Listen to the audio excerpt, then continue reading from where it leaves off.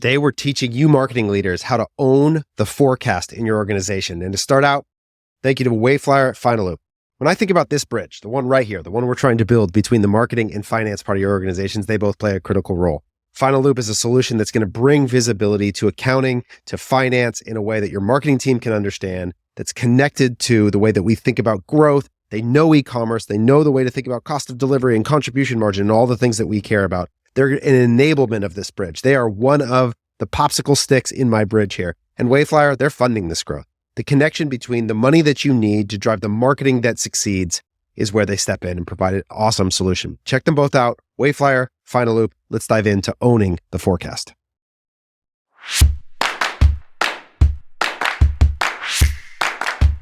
If you are a marketing leader who currently receives a forecast from finance instead of gives it to them, this presentation and this episode is for you. And the reason is that no one in the organization is actually better positioned to deliver an accurate forecast than you. The marketing leader should be determining the expectations of the business. And owning this part of the planning process will actually make you an invaluable asset to your organization and drive alignment cross-functionally. So right now, the goal of this presentation is to help you take control of that forecast. And now more than ever, businesses crave predictable, profitable growth. The last few years have been extremely volatile in this process, and you can be at the center point of helping them bring stability by owning this process. At CTC, for a sense of how much time and energy we spend on this, we forecast about $4 billion in GMV every year for the brands that you see below, as well as others. And in doing so, over the last year in 2023, we were able to forecast our brands to within 2% of target across the entire portfolio, which is a pretty incredible feat given the complexity of data modeling and prediction over the last few years. And so that's what informs the process I'm about to share with you today. It's one that we've refined over time and time again, and repetition and error and learning to get to the system that I'm going to share with you today. That system, before I get into the specifics, I want to set up a little bit about what informs it. It begins with this man right here, my friend, George E.P. Box, a famous mathematician and statistician who has some of the most informative quotes that have shaped the way that I think about modeling and forecasting. And one of my favorites starts like this: all models are wrong, but some are useful. And as we begin this exercise, it's important that we lay a foundation for the fact that the thing that we are trying to do is not about being exactly right. It's about being useful. So what does it mean to be useful? Well, that's a good question. And it's the right question to ask, is how do we build a forecasting model that is useful to the organization? And here's what George would say. Since all models are wrong, it's a baseline assumption, the scientist, that's you and me in this case, must be alert to what is importantly wrong. And this is the phrase I want you to start to really think about. What is importantly wrong? It is inappropriate to be concerned about mice when there are tigers abroad. We want to be able to create a model that helps us do two critical things. Number one is we do need to create a close approximation of a future reality. If we are not able to accurately get within a goal, and we would define success in forecasting as plus or minus 10% to target, then they're not very useful. So the first thing a useful model does is it creates a close approximation of a future reality. But second, and perhaps I think more important, is that a great model allows you to quickly identify where you are importantly wrong and course correct. And as we step into this, what I want you to understand is that accurate forecasting is an exercise in execution as much as it is in modeling. And this is why you, the marketer, hold the keys to an organization that is great at planning and forecasting. It's because you control the creation of the revenue. Is that reality is revenue doesn't just show up because we wrote it in a spreadsheet. It shows up because we made it show up. We created that revenue and we executed against a plan that was connected to a specific outcome, that was connected to an inventory purchase, that was connected to a cash flow position, that was connected to the needs of the business from an organizational financial standpoint. So how can we do that? How can we build an operating model for profit that you can lead your organization in? Well, good news. I'm going to take you through it right now. And it's a 4-step process. Number one is qualitative planning. Before we get to anything numerical, we actually have to begin by making decisions about what the plan is from a marketing and messaging standpoint. Step two then is quantitative modeling. How do we turn the historical data and extrapolate on top of it a view and visibility into the future. Step 3 then is we need to build a map, something that we can track and follow as we go. And then step 4 is we're going to walk that journey in what we call plot, pivot, profit. It's a process of every day mapping your course to the plan that you have and using, like George said, the ability to easily identify when you're off course and course correct. So step 1, qualitative planning. What does that entail and why is it important? Well, in e-commerce, it's really important to understand that revenue is created. There are actions that we take, levers that we pull, initiatives that we enact in order to create revenue. And it's not linear. It doesn't just work flat.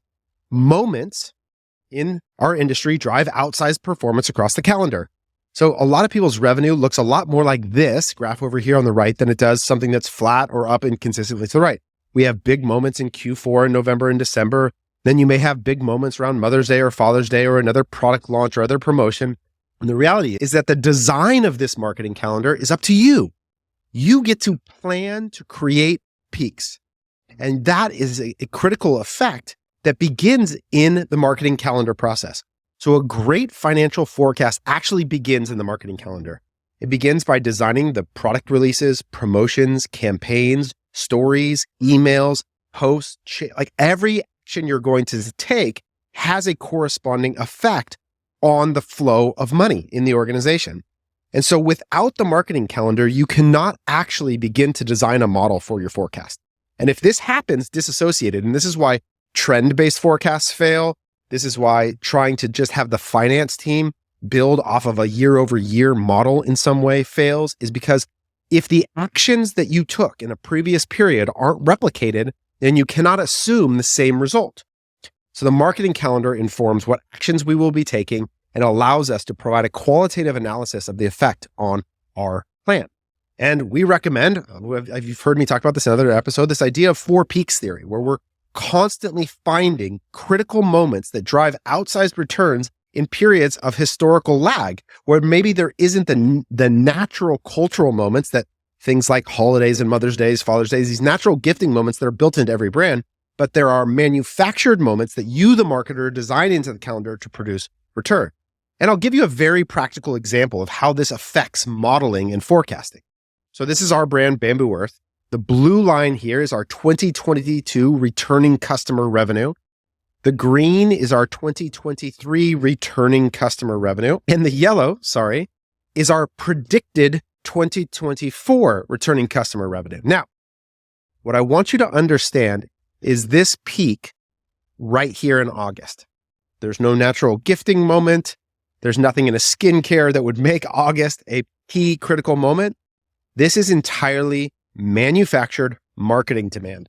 It's the one other time a year besides Black Friday, Cyber Monday, where we run a large promotion on our core product, our Intense Hydrating Cactus Concentrate.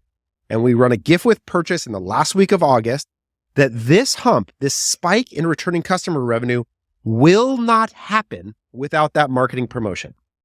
If we were to remove that from the calendar, the historical model would now deviate from the future in a way that would have to be accounted for qualitatively. It will not and cannot show up quantitatively. So in order for this to occur, we must plan for it to occur, and that planning informs the action. Additionally, if we were to launch another moment, a big product release in May that didn't exist in a previous period, we're going to have to make a qualitative adjustment to the model in order to establish what is a new action creating increased revenue in that period. So it starts with you. The marketing calendar and the qualitative plan is the first step to building a great forecast. All right, before we jump back to part 2 here, I want to give you another little quick plug to my sponsors, Final Loop and Wayflyer. So Leo and the team set me up with a demo account. Look at my business, Hot Peppers. I want to give you a little glimpse inside of Final Loop and what I think makes it so cool.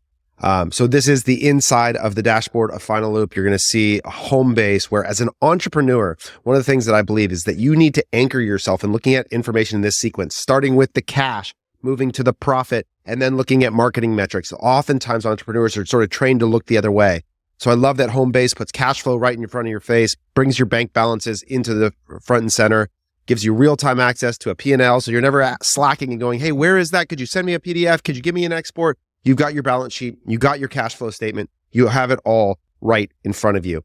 And if you begin to make this the primary tab in your dashboard, I promise it's going to transform your business. Real-time reconciliation. It's going to get you the best financial information you need to make decisions as quick as possible. So more to come on going through features and benefits here, but wanted to give you a little sneak peek into hot peppers and the inside of Final Loop. And then finally, look at this homepage. I just love this.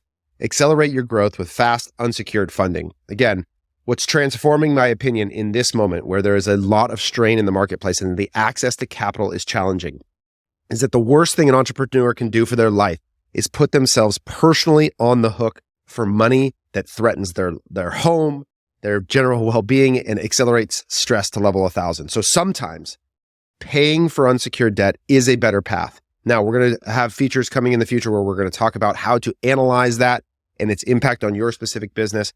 But thank you to Waveflyer for continuing to find ways to fund into our industry with a genuine pursuit of providing entrepreneurs fast, unsecured funding. Now, back to part 2. But step 2, it is not the only step. And you as the marketer have to be informed about where the baseline expectation sits relative to your historical data. And that involves step 2, quantitative modeling. So let's talk about our approach to that. The first key when you want to design a model in any statistical practice is that you actually have to decide what you are modeling. What is the output that you are looking to build a model for? And we would say that the key to building a great financial model is not just one metric, it's to think about the relationships of both the inputs and outputs that you're after, and to define a clear hierarchy of the metrics that you want to model for. And we would design that like this. At the top is contribution margin. This is what we would call net sales minus total cost of delivery minus ad spend. That's going to be the primary measure that you as the marketer can be responsible for.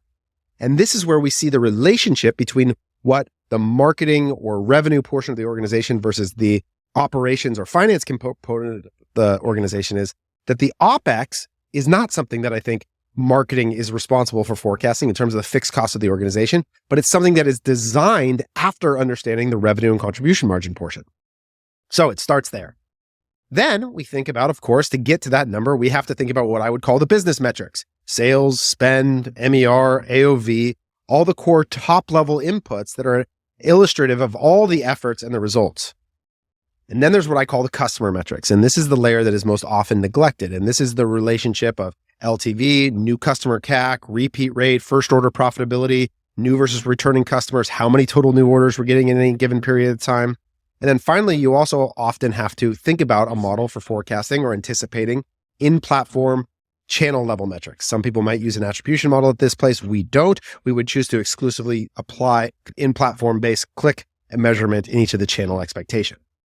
But I want to talk about again and focus a little bit more on this layer, the customer level metrics, because this is again part of the reason why marketing owns the ability to provide the best view of the forecast. And it starts with this idea of net active customers and the risk of the shrinking sponge is that in any given moment in time, regardless of the trend of the overall revenue, the underlying value of your existing customer set can be characterized by the amount of active customers that exist in your file. Now, let's define this term real fast. Active customers are the sum of your new customers acquired in any given period of time, reactivated customers, those who were lapsed but that were reactivated in a period, plus what we would call your active customers, those that are still continuing in a period between their present purchase and the normal period in which a second purchase would occur. And then there's the lapsed customers, those customers who have aged out of the normal range. We would use the 80th percentile of time between when their first purchase occurred and their second purchase occurred. And that every month you could do a quick calculation to say the sum of these three minus this equals the net change in my active customer file. And at any given moment in time, the state of your net active customer file is predictive of your future existing customer revenue, which is a big portion of everybody's overall revenue prediction. And so I see these cases sometimes where brands can go multiple months where they actually are squeezing the sponge of their existing customer revenue, failing to acquire new customers, and the trend of revenue actually maintains pace. But by tracking the customer level data, we're able to see that there is a future problem brewing. Ideally, your net active customer file looks like this. You see this sum of this top graph growing over time, where the amount of people that are in that active state continues to increase. And the net change, this blue line here, continues to have multiple positive months in a row. This is a very positive indicator of future customer value. And this can be modeled. This is where we get to this idea of cohort-specific LTV value that is the foundation of a great forecast. This is what we call our revenue layer cake, where we look at 3 different portions of revenue that we want to model into the future. The first is this foundation of existing customers. We want to build a cohort-specific, meaning we're going to look at every group of customers that have been acquired over time and understand their value over time as the foundation for the forecast. Then we're going to look at organic demand and paid demand for new customers. So this could be boiled down to even a simpler view, which is existing customer revenue, new customer revenue, but we like to break new customer into different channel evaluations. And that's what we're going to try and model in a forecast. So as you think about when we get out of the qualitative plan and now we're into the quantitative side, we need to have a point of view for these 2 portions of the customer stack. The existing customers, how much revenue are they going to produce next month? And new customers, how much revenue are they going to produce in the next month? And customer retention in e-commerce has the ability to be mapped over different periods of time. Now, many people will refer to LTV as lifetime value. The problem with this phrase is that lifetime doesn't refer to any specific period of time. In fact, for your business and my business and in someone else's business, lifetime references a variable period of time, so it's not very helpful. And instead, what we want to look at is we want to look at the value in specific periods, namely month over month over month, such that we could model how much a new set of customers is going to be worth to you in 30 days and 60 days and 90 days, etc. And it's going to look a little something like this. So this is what we would call the time value of a cohort. On day 0, a customer has a specific value to you as a business. That's the day that they're acquired to you as a business. And then in the subsequent period of time, let's call it 30 days, they're going to be worth some additional incremental amount of money. Same thing in 60 days, in 90 days, 120 days. And that value increases over time. And you can map the percentage change each month to say, if I acquire 100 customers at day 0, what are those 100 customers going to be worth to me 30 days later, 60 days later, 90 days later? And that begins to form the foundation of a cohort-specific LTV forecast. So you can go out and say, okay, within 90 days, any customer that I acquire on day 0 is going to increase in value about 36%. Again, this number is going to be different for everyone. But you can see how that revenue today easily gets modeled into future revenue. And that's the foundation of an existing customer cohort. Now, we take that idea, that general principle, and we use an ability to do some awesome data science where we look at the performance of every cohort over time. You can see like this graph here is an illustration of LTV lift by cohort, by month for every brand that we look at. And then we're able to find and predict the seasonal impact of each curve, and to use then, based on when the customer is acquired, apply a predictive value to each new cohort that goes forward. Now, you could get away with just simply taking the average of all your historical cohorts. That's a baseline expectation for existing customer cohorts. But as you'll see here, for most brands, there's a lot of seasonal impact and other ways in which those cohorts vary. It can be based on the products that you're selling, based on change in the marketing mix, gender, demographic, season. These can all, discount versus not, these can all have effects on these curves that you want to allow for as many inputs as possible. And then once we have that view, you can look at the blue line representing something like the mean LTV lift and the orange representing something like the median LTV lift. And you can apply all these different attempts at understanding the curve. And then you create a model for predicting them, and then you backtest it. You go back and you attempt to say, okay, if we built a model, let's use it to act as if we were predicting 2023's existing customer revenue with that model. And let's see how that return paces relative to expectation and adjust and adjust. And it's sort of an ongoing iterative process of improving the prediction over time. But again, let's go back to that qualitative component. This type of extrapolation is useful in so much that the future is like the past. But when you, as a marketer, understand that I'm introducing a new product launch, I'm introducing a new promotion, I have to make a qualitative adjustment to the quantitative information. So that gives us a foundation for the existing customer revenue. But now, most importantly, and the question you're often asked as a marketer is, how much can you spend? How much budget should we apply? And against what efficiency should we expect to generate new customer revenue? And to do that, we apply a similar logic, which is we say we can build a scatter plot of any given period of time. We could do this by days, we could do this by weeks, we could do it by months. And we can look at the relationship between spend and efficiency.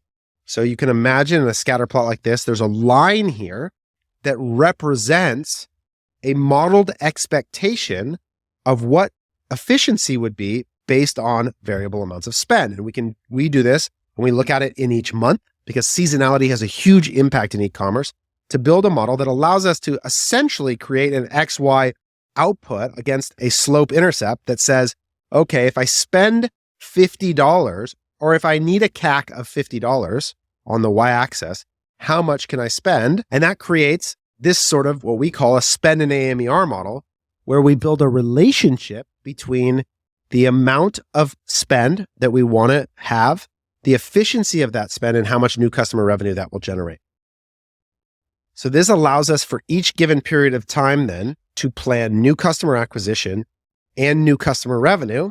You can kind of see where this is headed, where if we know that we can spend X dollars at Y efficiency, that's going to generate Z new customer revenue, then we can start to get a prediction of our new customer revenue layered on top of our existing customer revenue in our model. And when we build these models, we have variable scenario consideration. So if you want to maximize contribution margin in the first month, if you want to maximize new customer revenue, or if you want to maximize lifetime contribution in some period of time, it's all going to give you a different point on the curve. So we now possess 3 critical inputs to help us build a useful model. 1 is we have a detailed retention model. 2, you have a model for spend and new customer revenue. Then once we modeled the slope of this line, we can begin to build sort of an XY plot that allows us to say, okay, at Y CAC of $50, how much spend could we anticipate, right? You can sort of draw the relationship if you can get this slope built. And then you can turn that into a table that would look something like this, which is to say, at various spend levels, what's my anticipated efficiency? What is that times that equal in terms of new customer revenue? Based on our margin profile, what then is the new customer contribution margin we can expect? So even if you don't have a complex way of building data science to do a linear regression and more sophisticated work on this, you can build a scatter plot with a basic trend line that would give you at least the slope of a line on which you could plot XY intercepts of projected spend. And you can use that to build you a table that would basically output for spend X, you would get efficiency Y, right? And that's really what you're after here, is the ability to say, okay, at various spend levels, we do it by month. We apply a real seasonal consideration because it's so different how much volume is available to each brand in a given period of time. We take their spend, the new customer AMER, which for us is new customer revenue over spend, equals new customer revenue. We apply the cost of delivery, total variable cost, to give us a contribution margin. And that gives us the ability to plot 3 different points on this line, or in this graph. Is 1, where's the spend level of max new customer contribution margin? Where's the spend level of max new customer revenue? And then where's max lifetime contribution margin? And each of those are options that we can then apply into our forecast to make a decision about the right spend level. So in doing this quantitative portion, if we apply these first steps, we now possess 3 critical inputs to help build a useful model. Number 1 is we have a qualitative plan. We have the marketing calendar. We know when things are going to happen, and we have a point of view on what part of our model they're going to impact. Are they going to impact returning customer revenue, promotions, anything that's driven by email and SMS? The primary delivery mechanism is going to affect existing customer revenue. Or is it a product release that's all about new customer acquisition, and so we're going to affect the efficiency or volume of our spend? That gives us the ability to combine those existing and new customer revenue into a prediction of the future that you as a marketer can drive. Now our job is to turn that into an actual map. And then when we think about a map, we want to build a map that our counterparts are familiar with reading, that translates the journey into their language. And so ultimately, the output that we want is a document that would allow us to house a marketing calendar, channel specific plans, what we're going to be doing in Meta and Google and TikTok and et cetera, et cetera. Our models should be housed there. And then a 24-month P&L forecast. Now, maybe you don't need to do 2 years. Maybe you only need to do 1 year. Maybe you just need a P&L level forecast for the coming year. But you want all these things to live in a place that everybody can see and interact with across your organization. Now, if you've seen my first episode, you can think about the kind of P&L I think that you should be responsible for providing and creating visibility to across your organization. You don't need a full chart of accounts. The point isn't to try and replace the accounting department here, but it is to think about how changes in your model ultimately affect the profitability of the organization. So getting a point of view on OpEx, spend, total cost of delivery, all gives you the ability to see If we increase our budget in this month, what happens to the profitability throughout the year? And that's really what you're after, is you want to create a model that informs a set of inputs that deliver a revenue output that then flow through with a consideration of the cost to understand how you're tracking relative to your organization's plan. And you can do that by receiving that information and creating it. But all of this work, and this is really the key, only thing that this model will guarantee is that it will be wrong. Whatever numbers you write in the spreadsheet, there is almost a 0% chance that you will actually accurately predict a single one of them right. So what's the point in light of that? Remember, the goal is to create a model that helps us with clarity understand where we are off course so we can course correct. And that brings us to the final step. And we're still talking about forecasting. This is where these lines get blurred, but for me, they are the same thing. Forecasting is an exercise in execution as much as it is in modeling. So let's talk about the execution in what we call plot, pivot, profit. Once we have these monthly expectations, the next step is to break your monthly goals down into daily expectation. Remember that no revenue is linear, and so our plan shouldn't be either. Having daily goals allows us to more quickly understand where we are off course and adjust. And so to do this, we apply a similar set of logical constraints, quantitative modeling, as well as qualitative. So going back to the marketing calendar, if there are any big promotions, product releases, days that we're sending emails, we will increase the expectation of revenue in those days based on the historical performance or an estimation, all within the constraint of the monthly total revenue that we exist. So if we increase the first of the month by 10,000, we have to proportionately reduce every other day because we want to stay within the bounds of our monthly prediction. The other thing that we consider in most cases is what we call a day of the week effect. Most brands have days of the week that they consistently generate more efficiency. This has to do with your unique customers' behavior, the flow of purchasing, and it can be illustrated by looking at a weighted average revenue per day. So we build this model for each brand that shows them. In this case, you can see Saturday averages 8% less than the average, and Monday is about 4% better. But we see dramatic effects where there's as much as 30% change in revenue based on day of the week effect. So that's another quantitative part of this that you can bring in to get you down to an expectation of revenue and spend every single day of the week. And what this does then is it allows us to start to connect the dots between the promotions that we have live, the projected spend on every given day, and then as we actualize against it, and this is really the key, by having an expected spend every single day, then as we actualize as we go, each day in color coding, we can see exactly whether we're ahead or behind expectation on every dollar spent in every channel. So we build these, what we call Facebook tracker tabs. And this is an example of Facebook. We would have a spend expectation on not just the overall account, but in every campaign every day. And we're making adjustments relative to that expectation to assure that we reach the target that we're after. But the reason this is so important on a daily basis is because if you miss by multiple thousands of dollars for a lot of days in a row, you create a hole that you cannot climb out of.